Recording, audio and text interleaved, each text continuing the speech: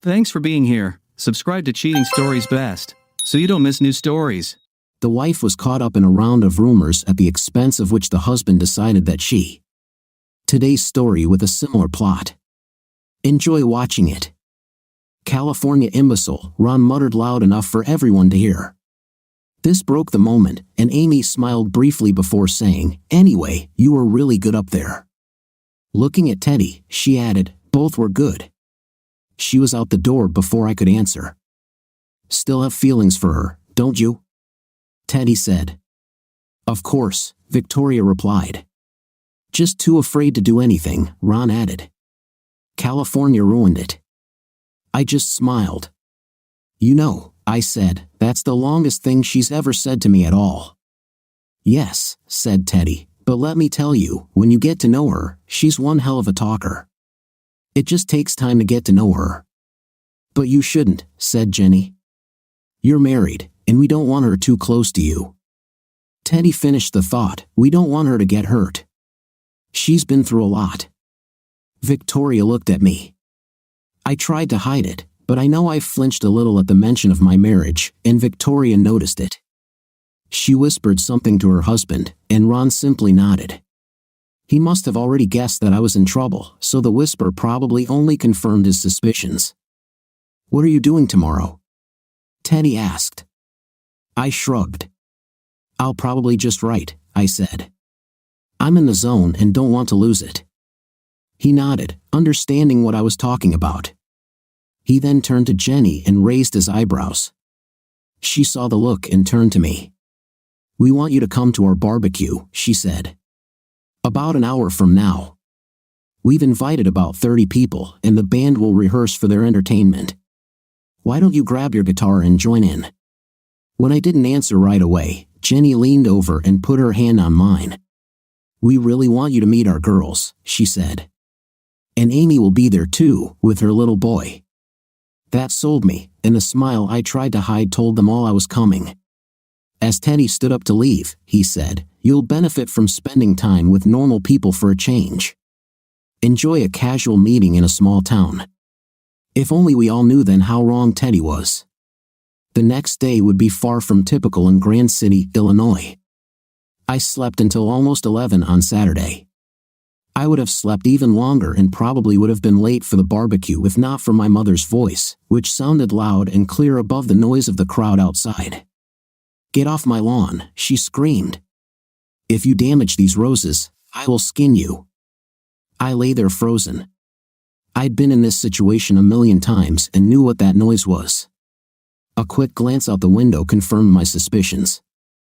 "There he is," the lookout operator shouted, and I dove back down.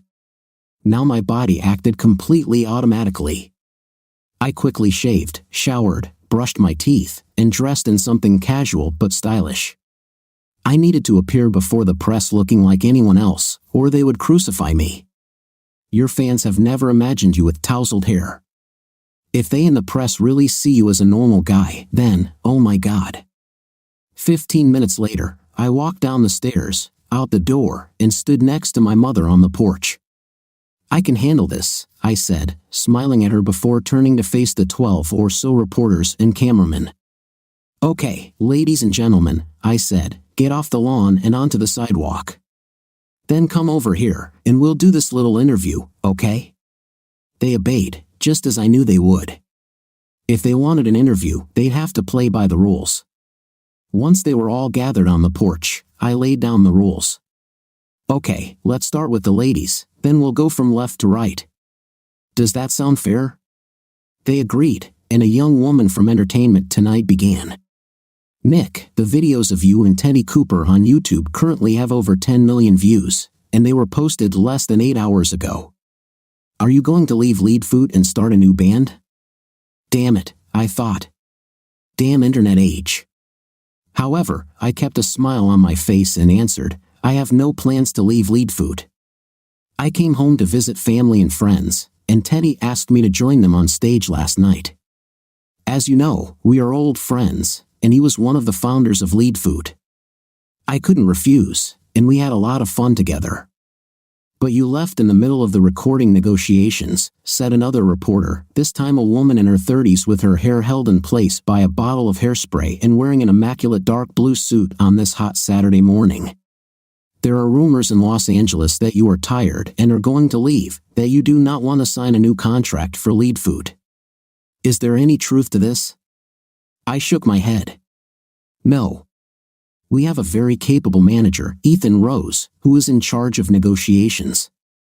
I just needed a break, and here I am." "What about the rumors that you and Tara Boyd are having problems?" said one of the men. "And that she's now dating your bandmate, Carl Simpson," said another, immediately after him. I smiled and tried to avoid the questions. "Ladies and gentlemen, Tara and I love each other very much," I said. "She's busy preparing for the new season, and I just decided it was the right time for a break. That's all." They spent another half hour trying to get me to clarify my answers, but I managed to dodge everyone and stick to the main story. Seeing that it wouldn't get me anywhere, they all thanked me for my time, apologized to Mom for the damage done, and headed back to their vans to edit the interviews for the evening news. I apologized to my mom, then told her I was going to Teddy's for a barbecue. She said she was invited a few weeks ago and she and Bob would probably stop by when he got home from work. I then packed my 2 guitars back into the Escalade and headed out early. I took the long way down the back roads to make sure none of the journalists were following me and parked in Teddy's driveway at 11:30. "This way," I heard Teddy say as I got out of the car. I followed the sound of his voice and the smell of barbecued pork around the house. He stood on the terrace, smoking a lot of pork shoulders in a huge smoking apparatus. Next to the terrace, 3 kids, 2 girls and a boy, were splashing in the shallow end of the pool. "Quite an exciting morning, huh?" he said, looking at me as he drank his iced tea. "Were they here too?" I asked. He nodded, seemingly dissatisfied with the development of events. "What did you do?" He smiled. "Told them to get off my property or I'd call the police and have them arrested for trespassing." I laughed. "I wish I could do that." I grabbed a can of Diet Pepsi from a nearby cooler and sat down on one of the lounge chairs, watching as he topped the pork with something before closing the lid and sitting down next to me. We spent the next 20 minutes chatting about all sorts of things and watching the kids in the pool. Things started out pretty serious, with me apologizing for having had so little contact over the last 6 years. He shrugged it off, genuinely understanding.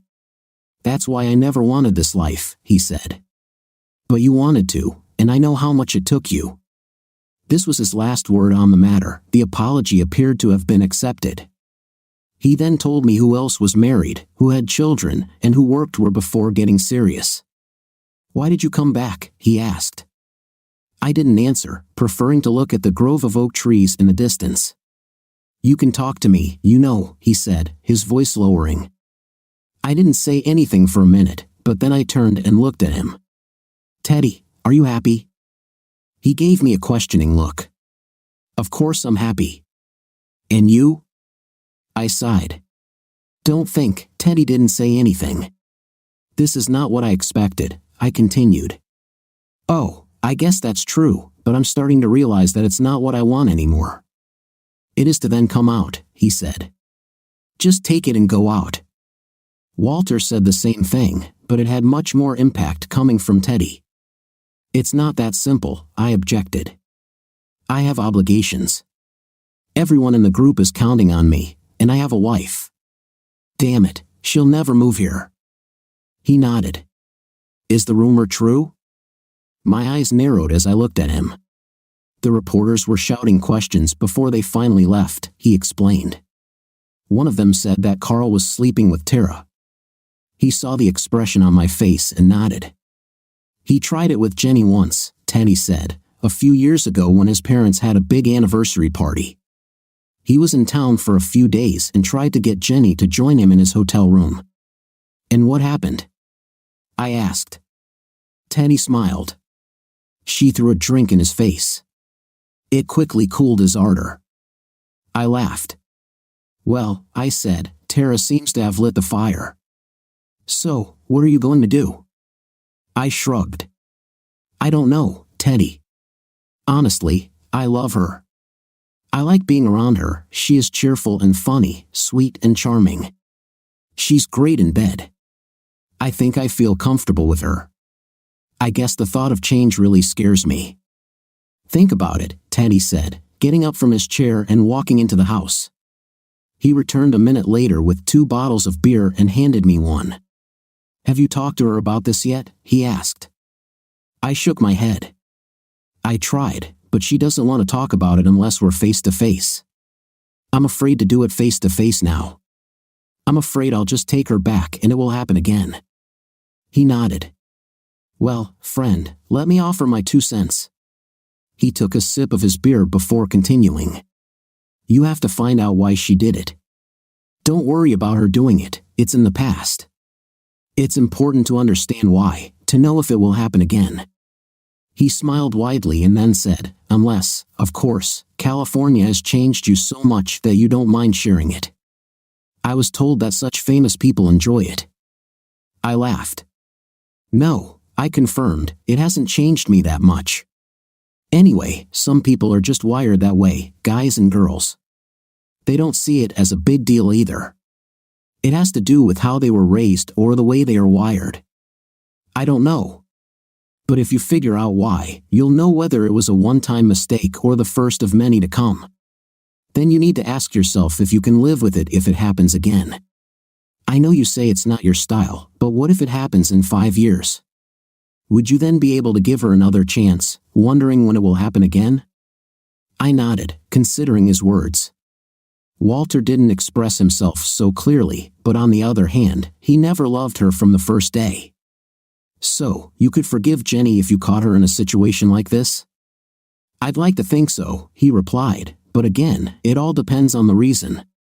He leaned forward. Let me tell you something, he said. I won't name any names, but let's just say you know these people. Either way, he caught her in bed with a guy. It was the first time, and he was sure she told the truth about it. But the main reason he left her, what is the reason? I nudged him. She didn't love him anymore, he said, looking me straight in the eyes. Some people can't bear the thought of being alone, so they grab a new horse before releasing the old one from the herd. I'm not saying this is right, but it happens often. That's what she did. She found someone she thought could move from their house to his, and she was kind of testing him. I thought about it. So if Tara just found herself in a bad situation, maybe didn't fight temptation as hard as she should have for whatever reason, like if you're going through a rough patch or something, he suggested. Okay, are you saying I should just forget about it? No, I'm not saying you should forget about it. I say you should consider this when making decisions about your marriage. He leaned back. Nick, everyone is different. But if you really and truly love her and you're sure she really and truly loves you, then maybe you should consider trying to fix the lawnmower before you throw it away and buy a new one, unless, of course, the evidence indicates that the lawnmower is too broken to be fixed. I spat out my beer. Did you just compare me to a lawnmower? I asked. Jenny. Teddy shouted toward the kitchen window. No, honey, Teddy shouted back. Then he leaned close to me. Only you can make these decisions, Nick. You know this, don't you? Only you will truly know if you can save a good marriage after this. All I can say is that crap, no matter how wrong it is, and it really is wrong, happens to marriages all the time, and people survive it and stay happily married for 50 years. I nodded and we moved the conversation to other topics as people began to gather. About 15 minutes into our conversation, it was my turn to go get a beer. I walked into the kitchen and froze when I saw Jenny and Amy whispering at the sink as they stirred large bowls of coleslaw and potato salad. They froze when they noticed me, and Jenny tried to hide it by giving me a quick hug and a kiss on the cheek. Amy couldn't look me in the eyes and could barely mutter a hello in response to my greeting. They were talking about me, and I was afraid that they had heard too much from my conversation with Teddy. Dragging my handful of beer and soda back out onto the deck, I handed them out to everyone. Is there something wrong? Teddy asked. I shook my head and tried to get back to my conversation with Will, the pianist from last night, about who was better, Warren Zevon or Ray Charles. After much discussion and too much input from the others, we agreed that it was too much like comparing apples to oranges, even though Ray Charles was by far the better jazz player and Warren Zevon the more versatile composer. With about 35 people gathered, we all decided it was a good time to play some music. Better finish the fun before we get too drunk, and let's get dirty. Our tools are large. Everyone gathered in the hangar, the interior of which was finished enough to allow for full sound on a small scale. I brought my guitar from the car and plugged it into spare amps that were sitting around. About 45 minutes in, Teddy begged me to perform Time to Start Again, a wildly successful ballad from our first album and one of the first songs Teddy and I ever wrote. It was a song about a painful breakup, where the singer tried to convince a rejected lover to give love another chance. The best arrangement consisted of just the lead vocal with minimal harmonies, accompanied by fingerstyle guitar and a soft piano line. I agreed and sat on a stool behind the lead vocal microphone, starting the guitar line and waiting for the piano to come in. As the piano began to play, I looked around the crowd and saw Amy standing behind me, slowly swaying to the music. Her eyes were fixed on me, and mine met hers again. They remained locked throughout the song. For some reason, and damn it, I understand perfectly well why, I poured my whole soul into it, turning a sad song into a real emotional journey. By the end, when the spurned lover replies that he just doesn't know if he's ready and the instruments fall silent, you could have heard a pin drop. Then I felt a punch on my arm and looked away from Amy. Everyone in the room was looking at us back and forth. Amy noticed it too and blushed while I tried to focus on something else. "I think we should take a little break, don't you?" Will suggested, the pianist. Everyone agreed and began to leave the hangar in search of cold beer and lemonade. A minute later, it was just Amy and me in the barn, me still on the stool and her still standing 30 feet away. I heard the whole conversation before she said after a minute, "You and Teddy on the terrace." I tried to smile but couldn't. "Yeah, sorry," she said. "I know what it is, and I have an idea of what you're going through." "Thank you," I finally managed to say. What was wrong with me? She had spoken to me more in the last 24 hours than in the previous 24 years combined. In response, I was now able to pronounce as many as 3 syllables. "Did you like it?" I asked, trying to change the subject. "The song," she sobbed several times. "It was wonderful," she said. Then she tried to laugh. "I swear, Nick, if I leave here now, I'll burst into tears." I smiled. I then moved the capo down the neck of the guitar to the 2nd fret and started playing another tune. "Maybe this will cheer you up," I said, and began singing If I Only Had a Brain from The Wizard of Oz. Tears pricked at the corners of her eyes, but she began to wipe them away and laugh, her lips sometimes synchronizing with the lyrics. Towards the end, I heard her faint soprano voice join in the chorus. When I finished, I patted the seat of the stool next to me. "Come on," I urged. "Let's sing one more." She looked over her shoulder, unsure. "Don't make me ask anymore," I said, perhaps too seriously. Anyway, soon she was sitting next to me. "So, it was your little boy at the pool when I arrived?" I began fingering the notes as I spoke.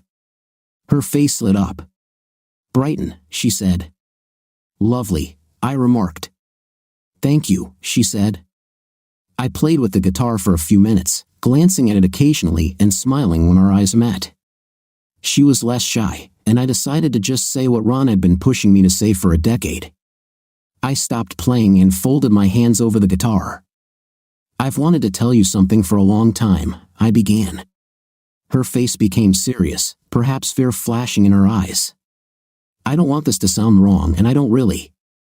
"Me too," she chimed in, placing her hand on my forearm and gently stroking it. "Since you invited me to the homecoming party." The look of utter disbelief on my face was hard to hide, and she looked down at her lap as she continued. "I spoiled it all. I wanted you to invite me, but when you did, I was horrified. I wanted you to try again, but I knew you wouldn't." She looked into my eyes again.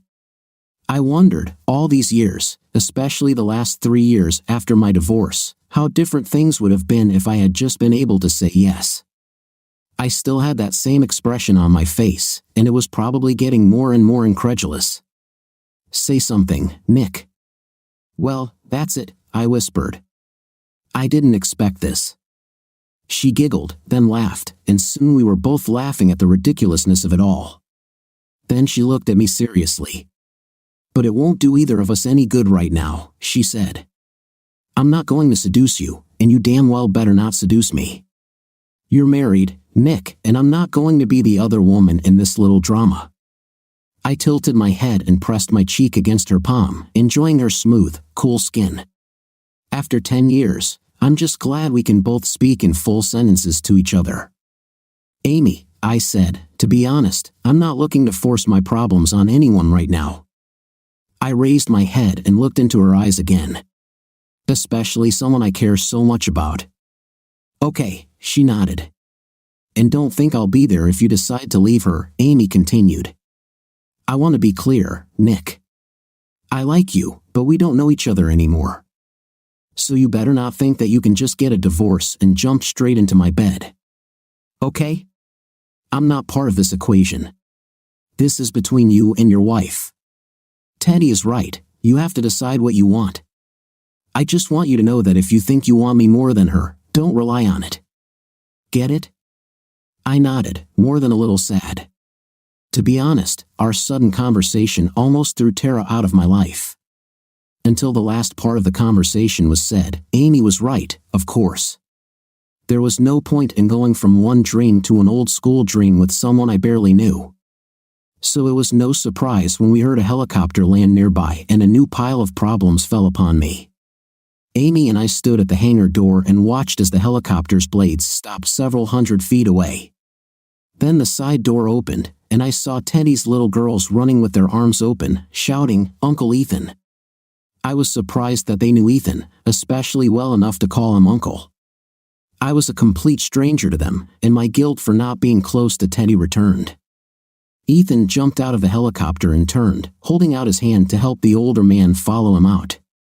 I cursed quietly when I recognized him as Monty Evans, the Columbia executive in charge of negotiating our contract. "Do you know him?" Amy asked. "Yes," I replied, walking toward them. I was soon joined by Teddy. As we walked across the lawn, Teddy seemed happy to see Ethan and puzzled by the obvious anger on my face. "Hey, guys," Ethan said with a big smile. "Do you mind if we join your party?" "Of course not," Teddy replied, shaking Ethan's outstretched hand before introducing himself to Monty. I, on the other hand, ignored both outstretched hands, preferring to glare. "Come on, Nick," Ethan pleaded. "Don't be like that. What are you doing here?" I asked Monty. He hesitated in response. "Well, maybe that's not the most, traditional way of doing things." "I'm on vacation," I replied sharply, turning to Ethan. I thought this point was crystal clear. Ethan ignored my anger and continued to smile. "It happened that way," he said. He then walked towards the house, saying as he walked, "The last thing that happened was a video of you guys last night that went viral all over the internet."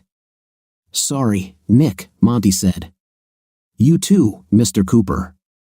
This is becoming very popular, and we can't wait any longer or things will get much worse. Could you please get the rest of the guys from the band that played last night?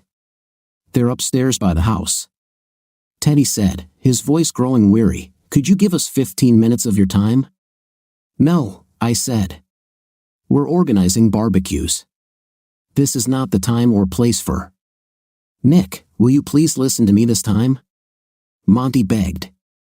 "You really don't understand. Things looked really bad last night, but everything changed when these videos started appearing online this morning." Teddy smiled. "How so?" Ethan's smile was mysterious. "Let's wait until everyone is here, okay?" So we walked the remaining 100 feet in silence. I directed Ethan and Monty to the hangar while Teddy went to gather Will, bassist Rob, and drummer Jimbo. I watched as they entered the huge room.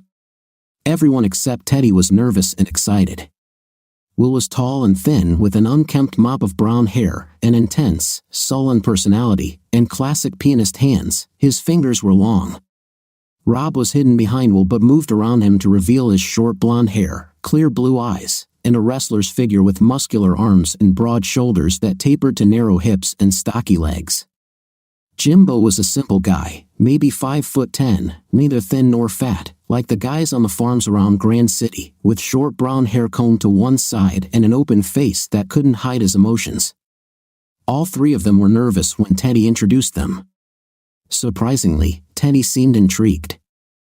I had an idea where this was going, and I'm sure Teddy knew too. I expected him to be impatient or distant, but he had a quiet smile on his face that didn't give anything away. "Guys," Monty began, looking at the three college students. "I'm sure you're all well aware that your little show last night generated quite a bit of interest." Their smiling glances at each other showed me that they were very aware of their success on YouTube. "That was good," Monty continued, "but my boss got a call this morning and now he's interested too." "Come on," Ethan urged. "Tell them who called." Monty looked at all three of them. Then his eyes fell on Teddy. "Bob Dylan, if you can believe it. He liked your version of Lily, Rosemary, in the Jack of Hearts. He said he had never heard it performed better, the singing, the arranging, everything." Teddy nodded as if this was a normal thing for him. I, on the other hand, didn't bother hiding my surprise. I appreciated the high fives between Will and Jimbo, who were obviously delighted. "I don't care if you like Dylan's music or not," I said. "He is a certified genius in the industry.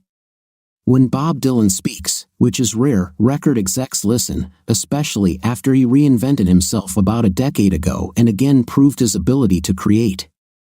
"Teddy, I'm not saying we liked everything we saw and heard," Monty continued. "To be honest, I spent half the morning watching other videos from the show. They weren't of the best quality, I'll tell you honestly. However, we want to see what you can do if you don't mind." Teddy simply nodded. Monty nodded in response. "If you don't mind," Teddy looked at the guys and then at me. I understood what it meant, and everyone else did too. My eyes settled on Ethan and stayed there. After a minute, he nodded. "All of you," he said. Teddy looked at me and shrugged, his smile starting to fade.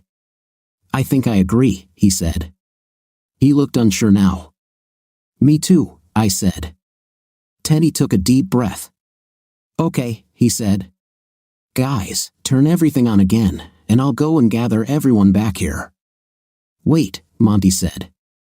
"We would prefer to see you without any interruptions, if you don't mind." Teddy simply ignored him, and Ethan and Monty both turned to me for help. "Don't look at me, guys," I said. "Maybe it's better to get used to it now if that's what you really want." So we did it. We played 4 more songs, 2 energetic tunes, 1 ballad, and 1 mid-tempo. Monty recorded everything on a portable video camera to later show it to his bosses in Los Angeles. Of course, the sound was still bad, but it was still better than a cell phone video uploaded to YouTube. When we finished, Monty thanked us and declined the invitation to stay for the meal. Instead, he promised to call the next day, got back into the helicopter, and flew away. Ethan, on the other hand, stayed for the celebration. I was amazed, and my guilt for being away so long deepened when I noticed that almost everyone knew Ethan by name. An hour after the show, I helped Teddy remove the pork shoulders from the smoker. "Are you really interested in this?" I asked. He smiled. "Let's talk away from prying eyes." We rested under a huge aluminum foil tent. In the meantime, I made my rounds and chatted a bit with Mom, Dr. Bob, and Will, all of whom knew each other. Mom shocked me when she told me that she had helped Teddy recruit Will, Rob, and Jimbo from Chadwick College. "It was easy," she said.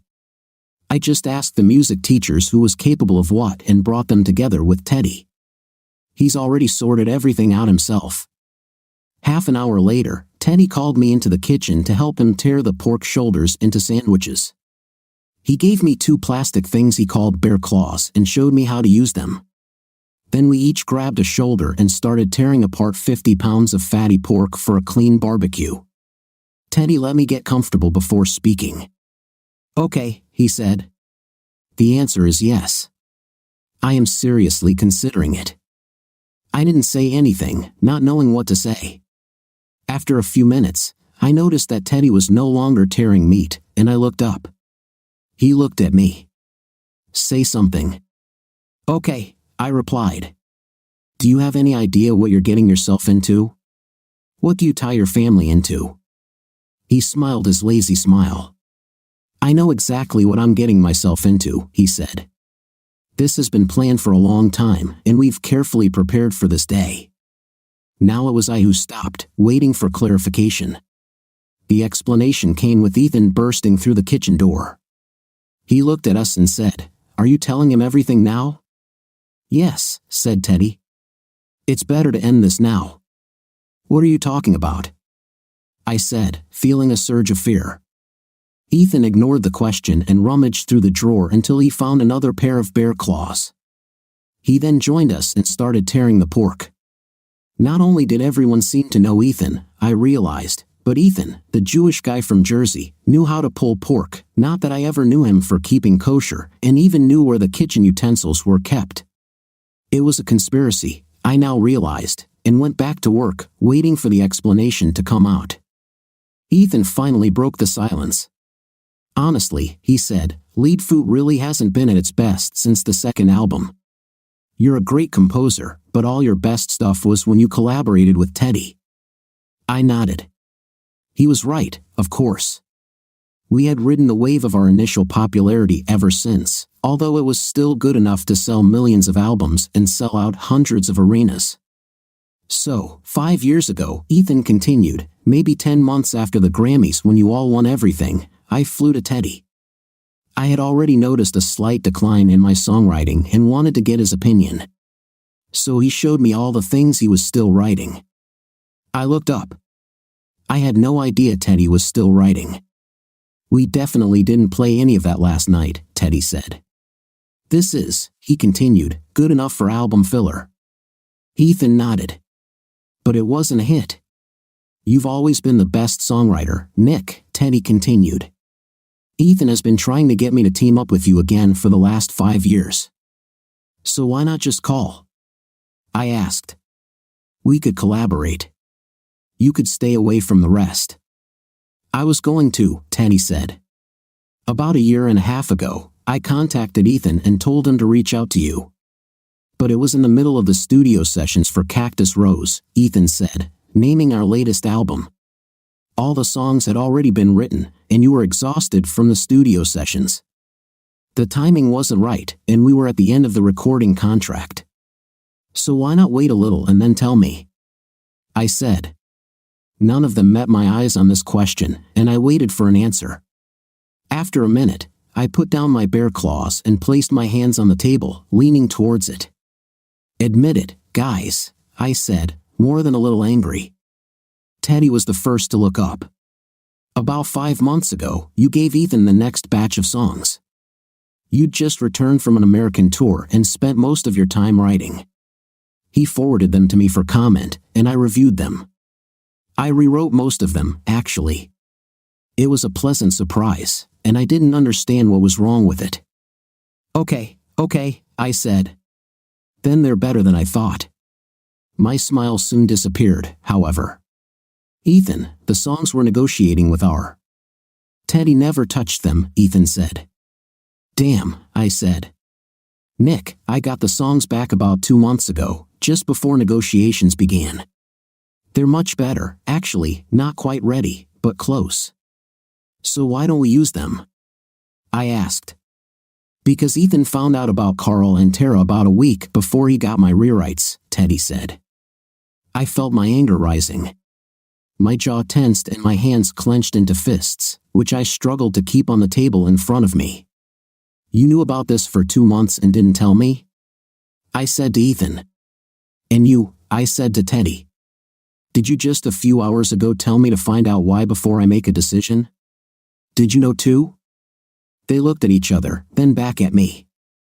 "My advice remains the same," Teddy said.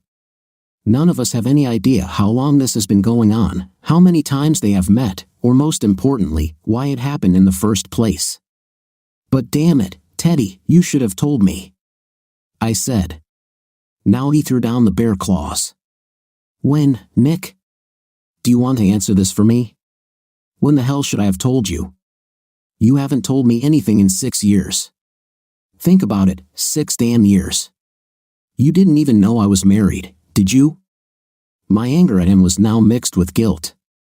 He was right, of course. I sent you a wedding invitation, Nick. You ignored it. Didn't even send a card. So you want to tell me when I should have told you? Or better yet, why should I even bother? Theodore Cooper. Jenny shouted from behind the door. We all looked at her, and the look on her face was enough to strike fear into the hearts of greater souls than ours. You have guests outside, she hissed. I don't think they need to hear this nonsense. Is it true? We all hung our heads, muttered our apologies, and went back to tearing apart the pork. She turned around, slammed the door behind her, and soon we heard her cheerful voice telling everyone that these were just guys being guys. I never saw the invitation, Teddy, I said. I'm really sorry. I'll be honest, I felt like crap since the first time I saw you. You were really good, and I have no right to count on that. And what I said still stands, he said. You still have to find out more. Heck, if they only hooked up a few times and if you can live with that reason, I'm not saying I would forgive her and try to keep it that way. However, I'm not you, and I think you really need to deal with this. I nodded. Then I looked at Ethan. And you, I said, lowering my voice. Only money, right? You were afraid to tell me because you were afraid it would kill the band and your money cow, right? No, Nick, he said. It's not just about money. You are like a brother to me. You're the only one I've ever gotten along with well, you and Teddy. I just didn't want to see you on the street. You'd quit lead food without a plan, and well, I don't know. I just knew I didn't want you to disappear. Okay, I said. And he told you everything? Teddy asked. No, I didn't tell you, I answered sharply. I found them myself. Teddy, you caught them because I finished negotiations 3 hours early, Ethan said. Did you know that they would be together? He nodded. I asked someone to keep an eye on Carl when he pulled up to your house. I received a message just as we started. Do you remember how angry I was at the very beginning and walked out after finishing the meeting? Why didn't you just tell me? I asked. Would you have believed me? Ethan said. Me, not Tara, or even Carl. I chuckled. Well, I definitely wouldn't have believed Carl. He's a womanizer. But he was right, and I knew it. I would have been angry at him for even suggesting that Tara was cheating on me. Why then try to bring me back to negotiations? Teddy asked. He didn't think you'd run away, Teddy said.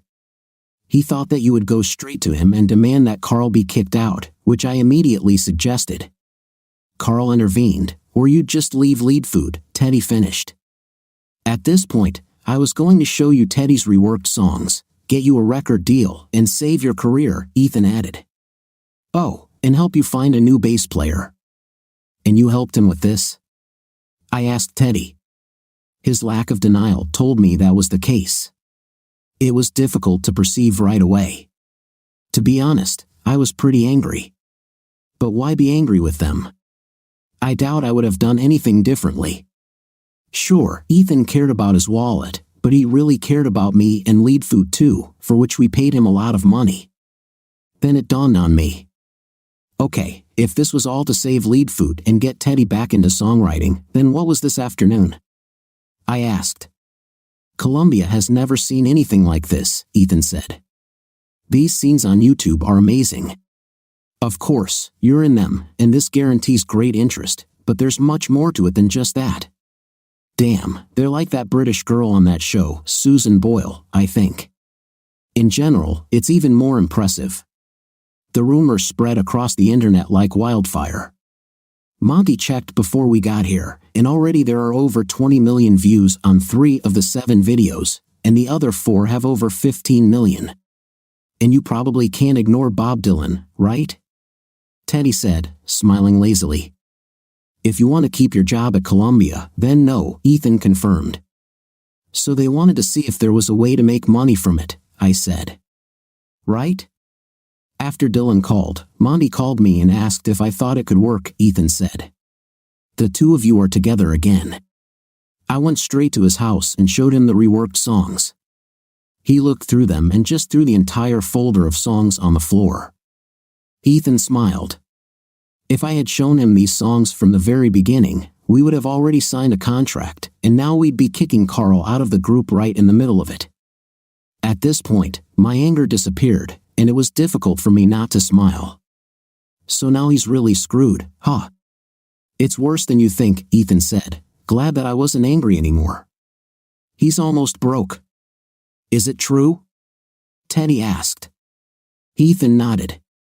He spends money faster than he earns, and unlike you, he has no income from song copyrights. He receives some income from album sales, but it cannot finance his luxurious lifestyle. Nick, you and Tara have a really nice house in Brentwood, by the way. But you saw Carl's house, didn't you? His damn ski lodge in Aspen, his apartment in New York, his mansion in Malibu. Damn, I think he just bought a house in London. What the hell is he going to do in London? I asked, laughing. Chasing London girls, Teddy suggested, which caused a knowing laugh from everyone. We finished shredding the pork and placed it in serving trays. I stayed behind as Ethan carried the first tray through the kitchen door. Teddy, I called, and he stopped. I'm really sorry, buddy, I said. He turned around. I may have been more harsh than I meant, he said. I shook my head. No, you were right. I didn't show up, and I can't believe I didn't notice the wedding invitation. He smiled lazily. I may have exaggerated a little, he said. I deliberately sent it to your home address during your world tour, knowing that you would not receive it in time. Sorry, old friend, but I just wanted a normal wedding with the members of Leadfoot. It would be anything but normal, I said. He replied. We took the trays out onto the terrace and placed them next to the buns on the serving tables.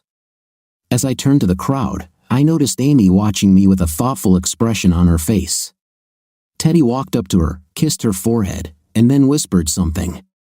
She turned to me, and her face relaxed. I smiled, and she smiled back. Then it pricked me because I wanted to be the one who kissed her forehead and whispered soothing explanations into her ear.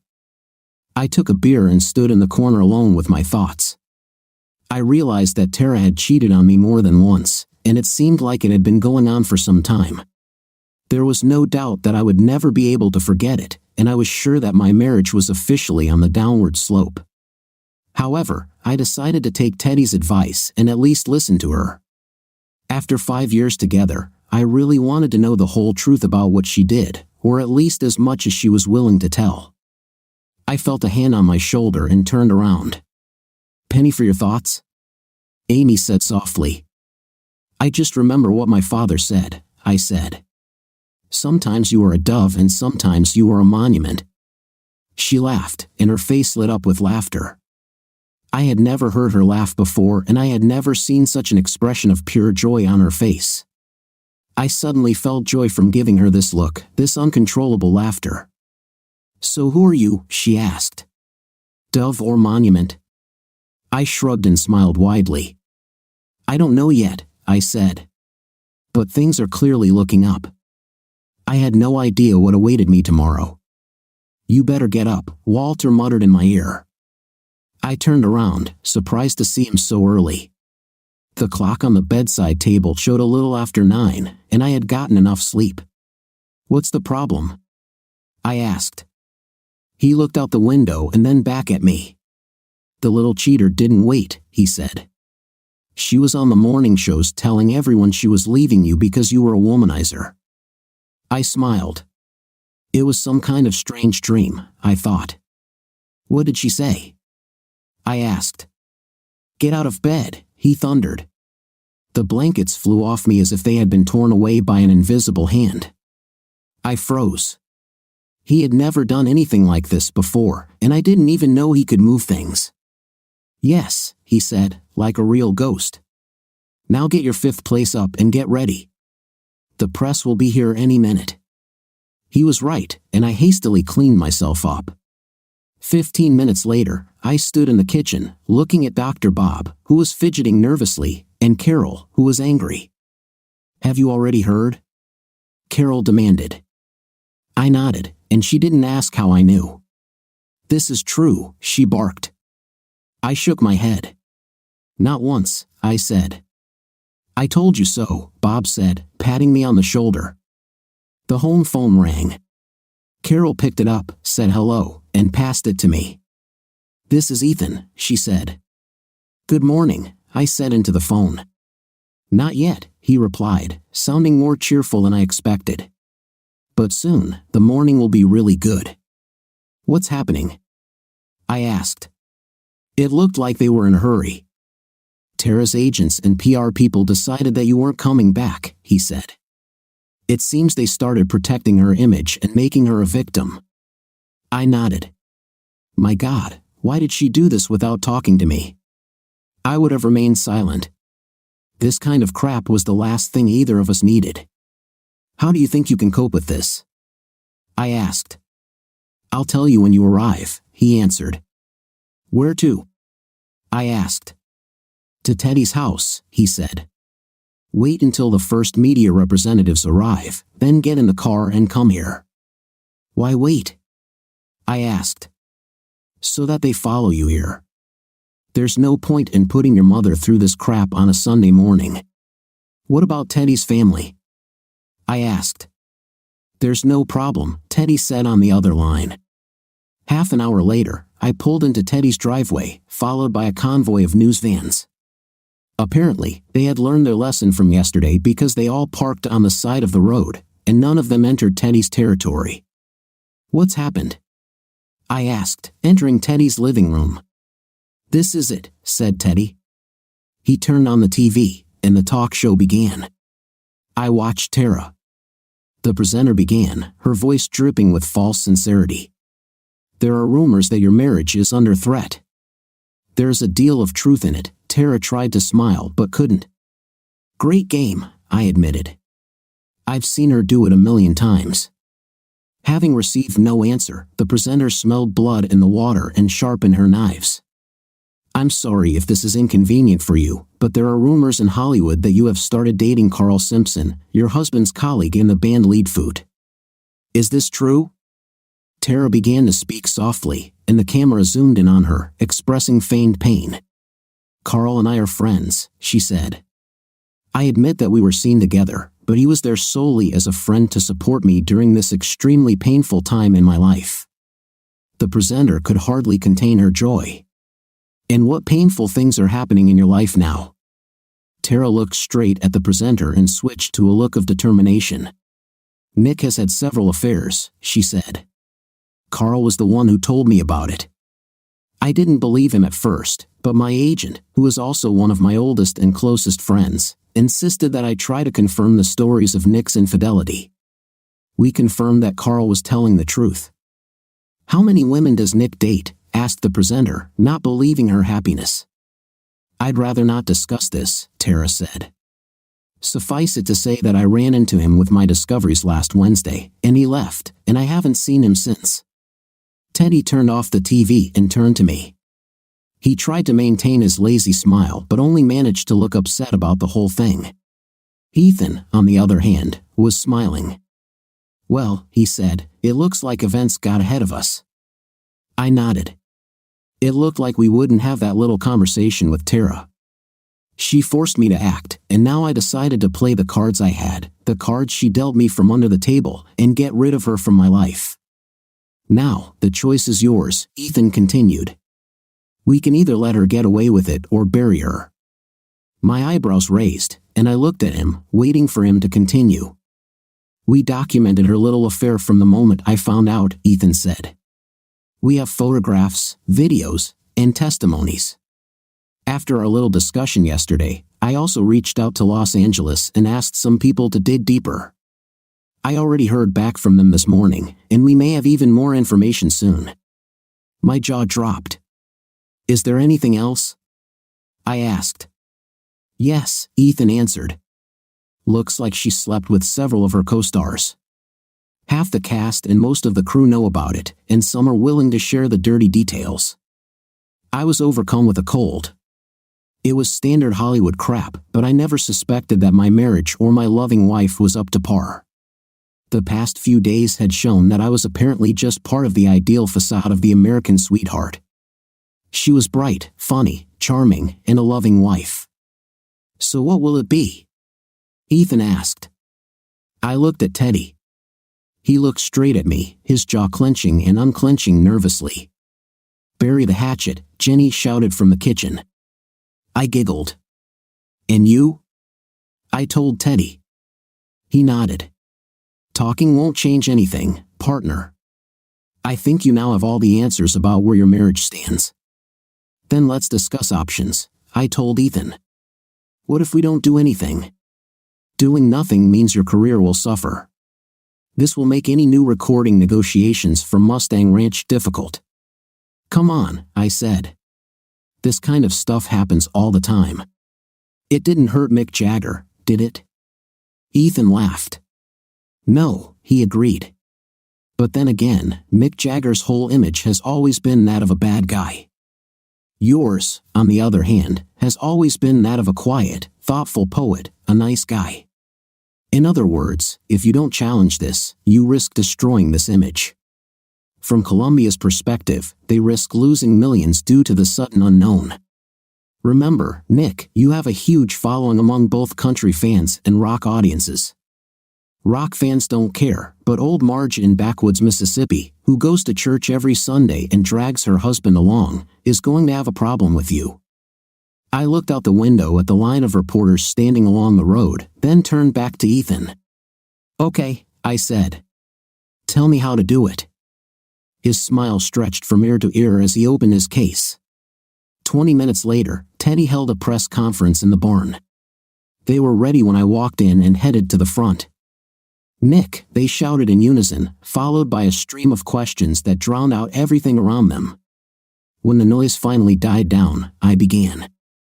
Same rules as yesterday, friends, I said. Let's start with the ladies and then go from left to right with the men.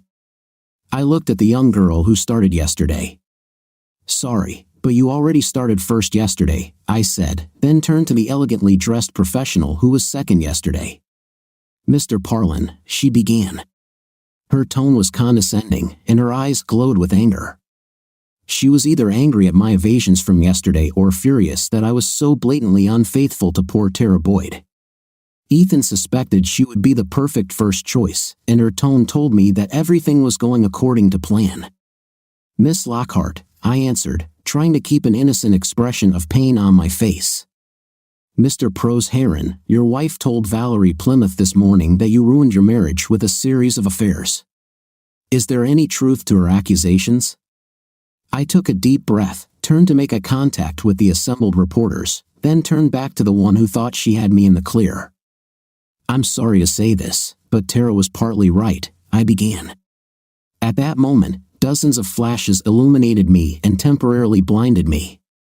This helped me keep a grimace of pain on my face as I continued. Tara was right that our marriage is truly over. However, she was wrong in saying that I had ever cheated on her or our marriage. With that, I took the contents out of the envelope. Now, your turn, Miss Miller, I said to the young girl from Entertainment Tonight.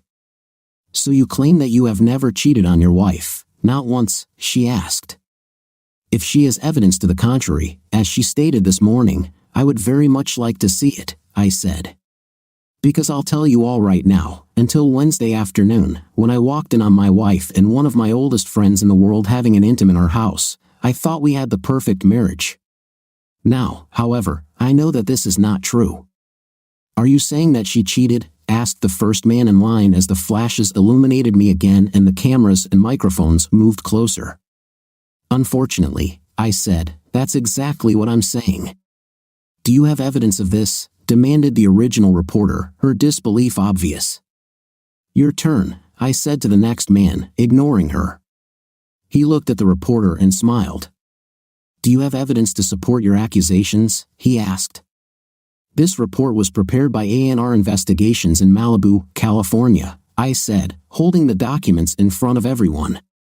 As you will all soon see, my wife was somewhat less than truthful this morning, and this report will prove it. In what aspects was she not truthful? Asked the next reporter. She has had an intense physical relationship with Carl Simpson for at least the last 2 months, I said, my voice shaking. At the end, I paused to collect my thoughts, almost bursting with internal delight at playing the role of the deceived husband to the fullest. This report contains dates, times, photographs, and much more, I continued. More importantly, I was informed that this was not the first time in our marriage. Do you know the names of others? Someone shouted.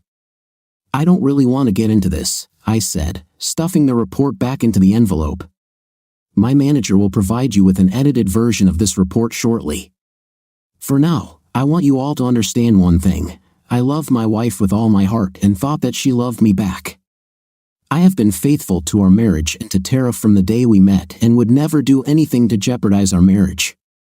I never cheated on her, and I was going to die without doing it.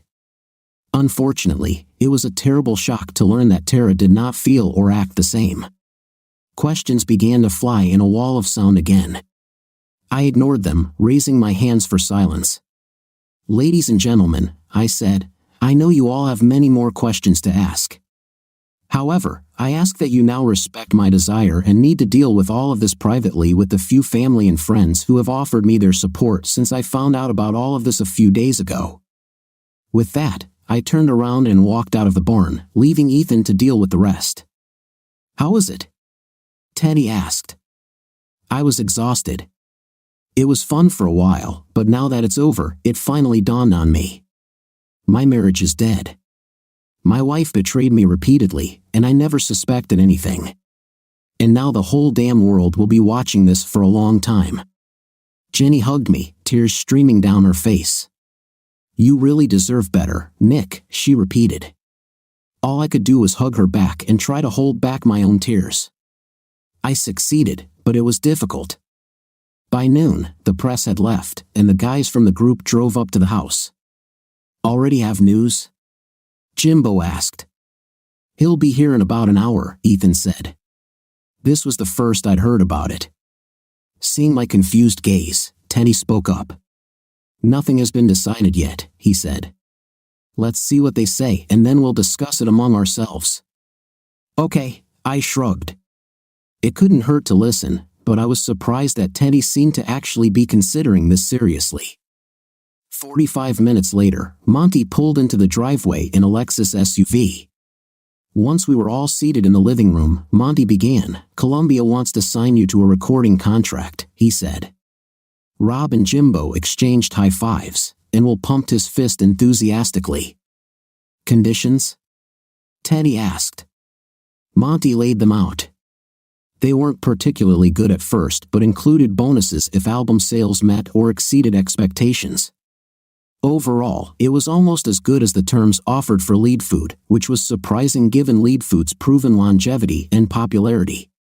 However, they recognized that my participation was necessary for this deal, and Monty made this very clear from the beginning.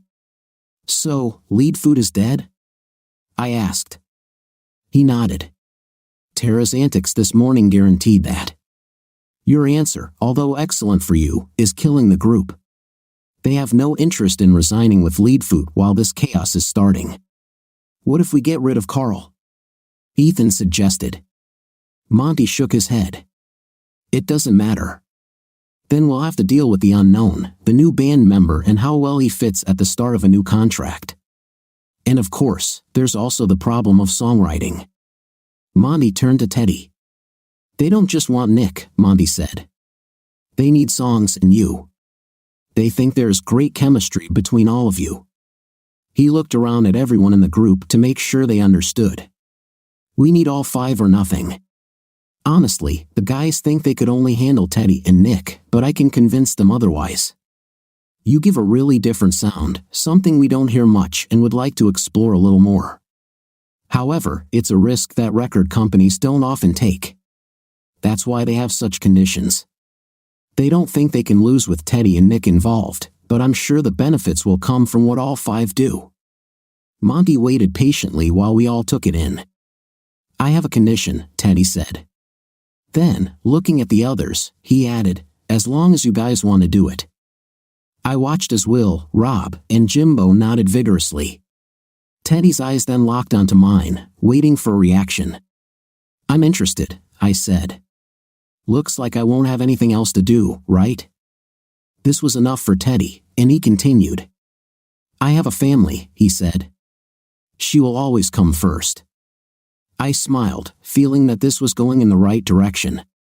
Monty seemed unsure of what to do. So, I'm giving it 2 years and 2 albums, Teddy continued.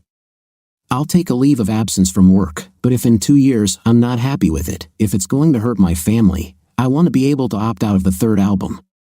Does anyone have a problem with this? Ethan asked. We all shook our heads except Monty. This may change some conditions, he said. The conditions don't change, Teddy said. All that will change is that we can abandon the 3rd album if I want to leave, and if they or you don't want to continue without me. What do we get in return? Monty asked. Teddy smiled, and I realized he had already thought about this in advance. If we stay together, you will receive an automatic option for the 4th album on the same terms as the 3rd, he said. And I will not have the right to opt out of or not participate in the 4th album. Monty thought about this for a moment, then spoke. I think I can sell this, he said. When do you think you can give me the answer to the rest? Give us a couple of hours, Ethan said. Go have lunch and be back here by 3. Try to confirm that the conditions suit you, and we will give you an answer in a couple of hours. Jenny entered the room as Monty left. So, how is it? She asked. They're offering us a really sweet deal, Teddy told her. She nodded, biting her lip and turning to me. Will you take care of him for me? She asked. I looked from her to Teddy, then to Ethan, Rob, Will, and Jimbo. They held their breath, waiting to find out whether I agreed or not. Then I saw Amy standing in the kitchen doorway with her son in her arms and an incomprehensible expression on her face. So, how is it? Ethan pushed. Here I stand a few hours after finding out my marriage was over, I said.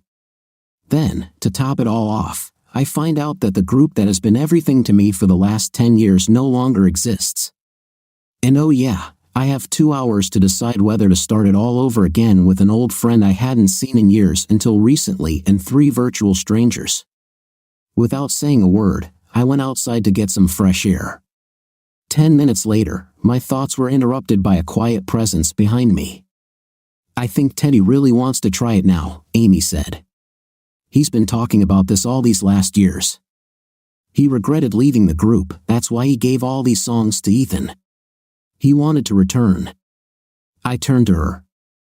This is all too sudden, you know.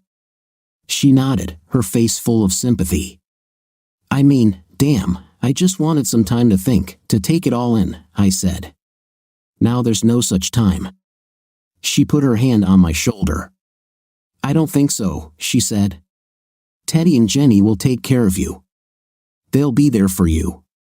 The band, well, it'll give you something to do to take your mind off things. She was right, of course. In fact, I couldn't imagine better company in this sudden storm that seemed to only be gaining momentum. What about you? I asked. She was surprised by the question. What about me? If I do this, return to the road, to the studio, and continue, how will you feel about it? She didn't blink, she saw it coming even if I just thought about it. How I feel about it doesn't matter, she said. She took my hand and led me across the grass toward the trees in the backyard. Nick, she said, we're not us now. There's you and me, but there's no us, okay? I was silent, and she seemed ready to explain it all in my silence. Yes, I like you, she said, from what I saw. But we are not the same people we once were, and we never really knew each other then. I'm just a vision from your past, someone you think you'll be comfortable with after everything that's happened to you. She stopped and turned to me. Everything that's happening to you right now, Nick. Do you understand this? Okay, I said. She was right.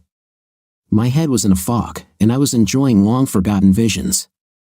But maybe I want to get to know you better now. It's normal, she whispered. Then this is what we'll do, okay? We get to know each other, but I'm not going to jump into your bed, Nick, not now, not after your marriage just ended. I don't need this, and my son certainly doesn't need me going through something like this again in the near future. I listened, looking into her eyes. Of course, I heard her, and deep down, I knew she was absolutely right.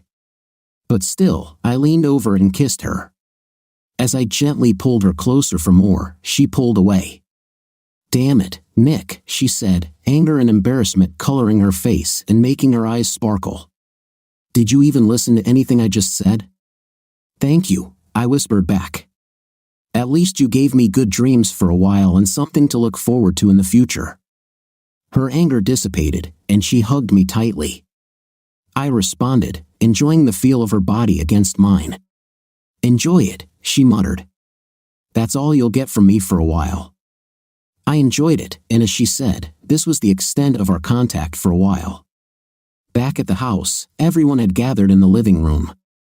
I heard quiet conversation as Amy and I entered through the kitchen door, but their conversation stopped, and all eyes turned to me as we entered the front room.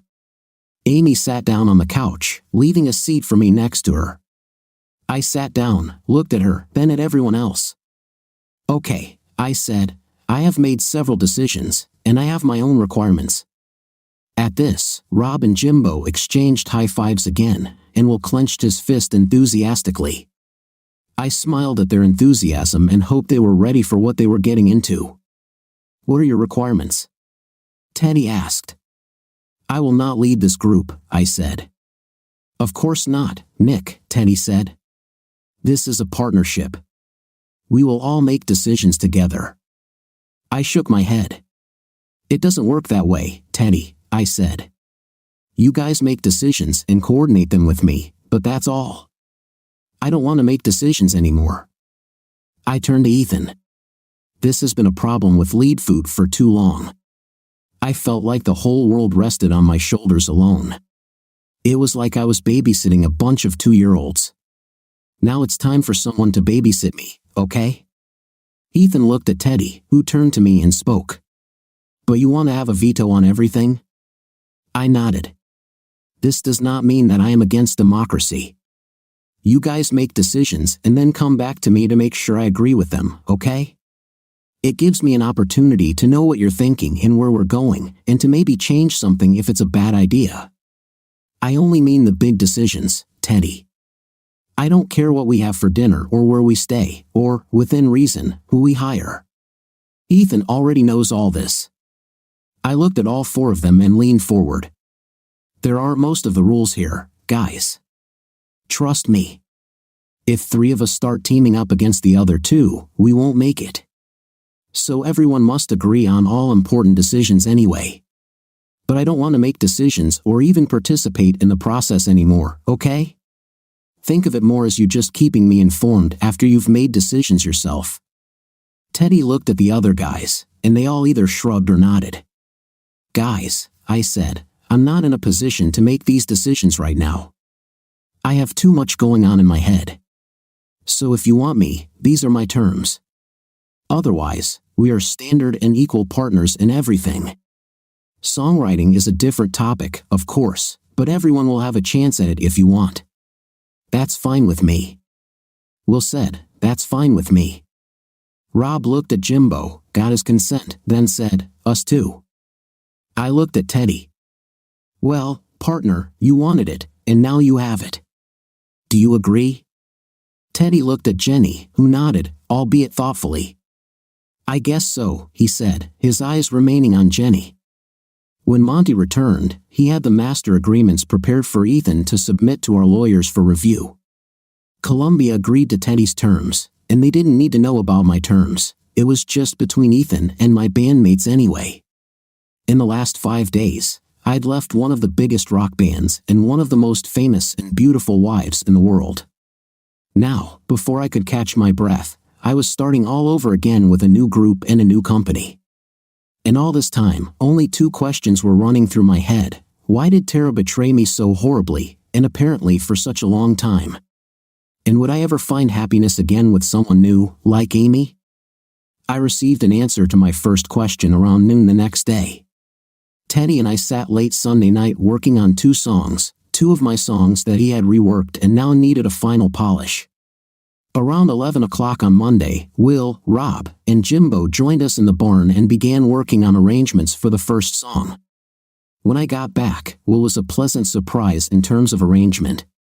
He continually offered fresh takes on pacing and arrangements, transforming a slow ballad into rockabilly with dual lead vocals and a shimmering backdrop highlighted by pulsating guitar, driving bass, solid drums, and a complimentary piano line. I had never imagined this song would be performed like this. Previously, Lead Food had no piano other than a guest studio musician for one or two songs, and the new arrangement turned out to be much better with the new lineup. Teddy was the first to see her. I was standing with my back to the barn door, watching Jimbo on drums and playing acoustic guitar when Teddy's guitar line was interrupted by a squeal. I turned to him, laughing, and suddenly all the joy left my heart. "Hi, Nick," Tara said. She looked terrible. I knew from Ethan that the press was actively inflating her scandal. It seemed that the private detective's report was confirmed, and new revelations surfaced almost every hour. "What do you want?" I said, my voice sounding harsh. "Guys," Teddy intervened, "let's go inside the house for a while." They got out of there as quickly as they could, Rob and Jimbo keeping their eyes on Tara as they passed. If they play right, they can have her, I thought. When we were alone, I sat down on one of the chairs and waited. I did not hide my anger and contempt for her, and she shifted unsteadily at the entrance to the barn. Then she whispered something, but I didn't hear it. "What?" I asked. "I asked if you could call the dogs away," she said, tears streaming down her face. It was real, I thought, remembering that she couldn't cry on command. "Just tell them to stop. You've proven your point." "I didn't start this fight," I said, my voice rising. "And now you, who told everyone that I'm cheating, dare to ask me to do something that you yourself couldn't do for me." "It wasn't my idea," she pleaded, confirming my suspicions that her manager was behind this. "She said you would destroy me if I wasn't proactive." "Nonsense," I barked. "She said you could turn into Pat, didn't she?" Tara didn't try to deny it.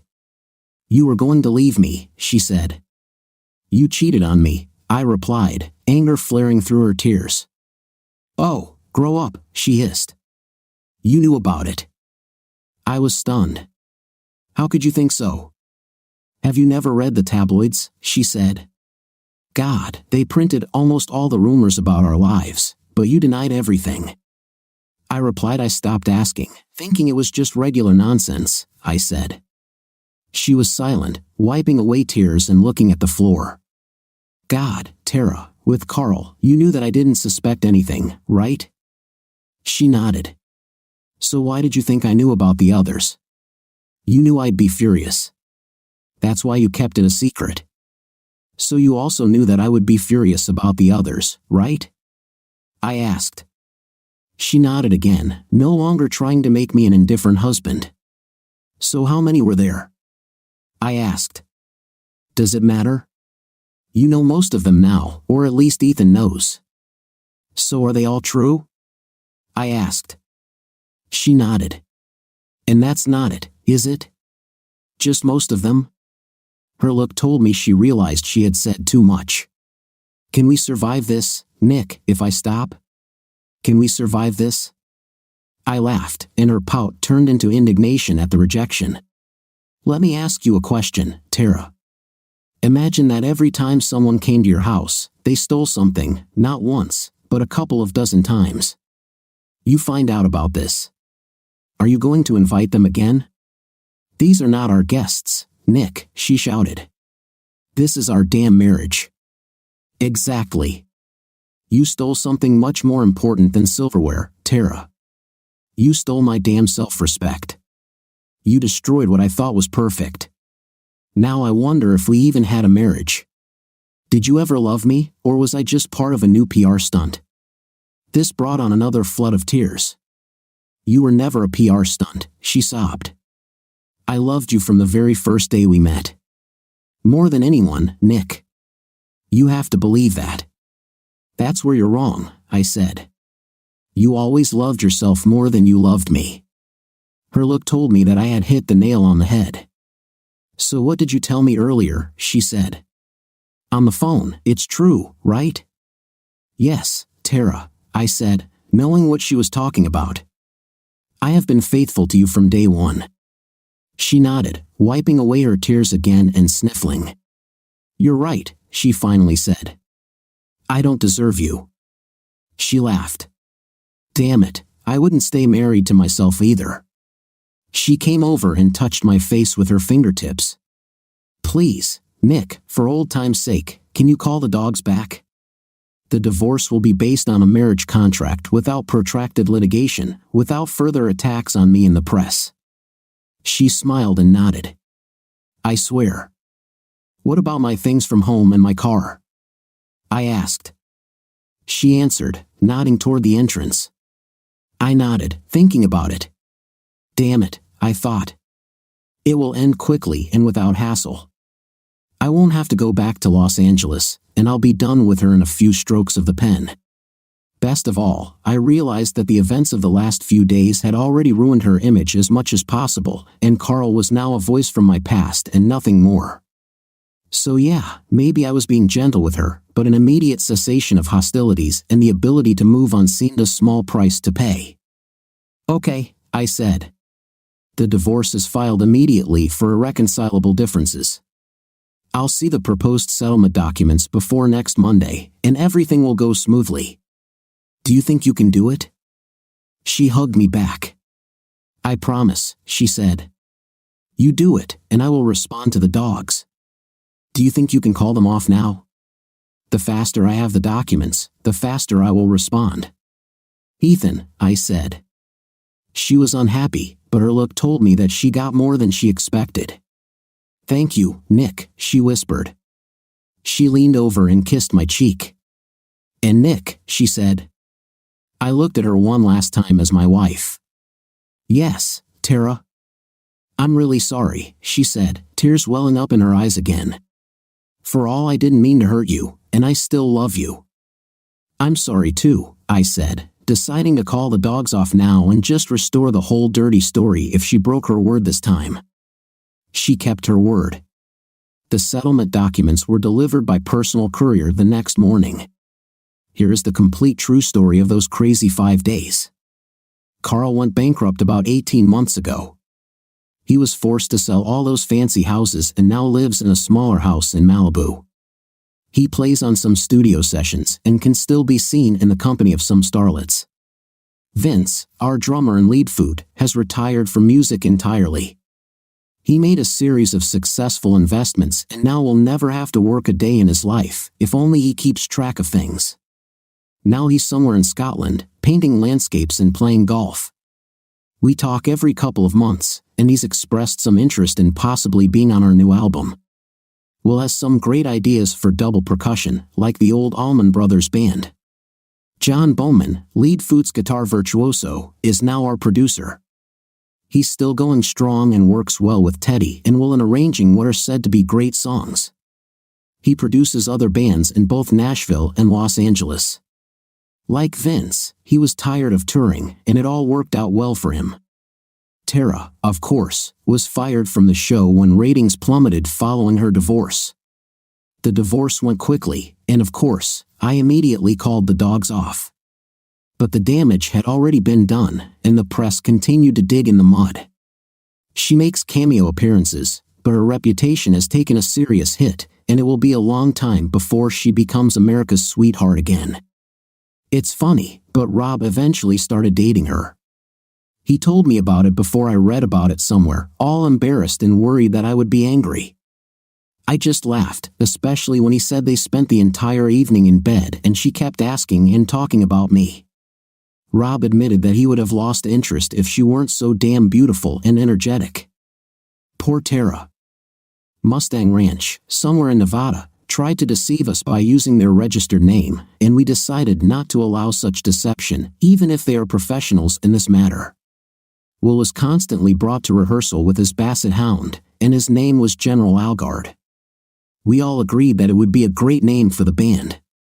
It doesn't matter what they say below the Mason-Dixon line, we are not named after a Confederate general, although the dog may have been. 5 months later, the first album of the group General Algard was released to rave reviews. This album, Another Happy Face, features the real General Algard on the cover. It eventually sold 8 million copies and spawned 2 #1 singles on the rock charts and 3 top 10 on the country charts.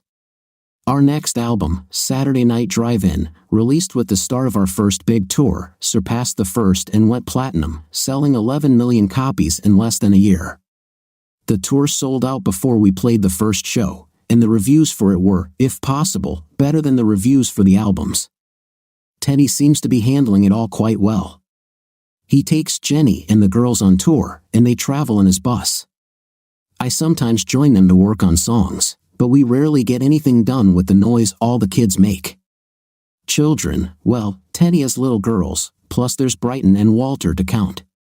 Walter, as you all know from the huge cover story, was born 10 months ago to Nick and Amy Harland, a small-town boy who made it big and his beautiful high school sweetheart. That's what they said in the article, but now you know it was just that Ethan and the PR guys came up with. The real story was a little more drawn out.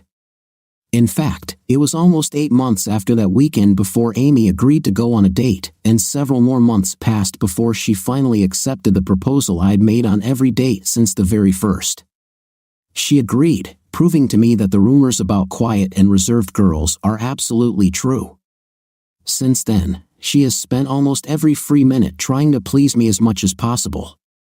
I'm not over it yet, and I hope she keeps coming up with new ways to keep me on my toes. We live in a house not far from the home of Teddy and Jenny and their girls. We've managed to maintain a relative sense of normalcy in Grand City, where everyone has known us for most of our lives and doesn't care how much we make. And Walter, well, I'll leave that for another day and another story. Just know that he has forgiven me and says hi to you all. What do you think of our final installment of the story? I think the husband did the right thing by listening to the rumors and what people were saying. What's your impression? Write your opinion about the 2 parts of the story in the comments. Enjoy watching.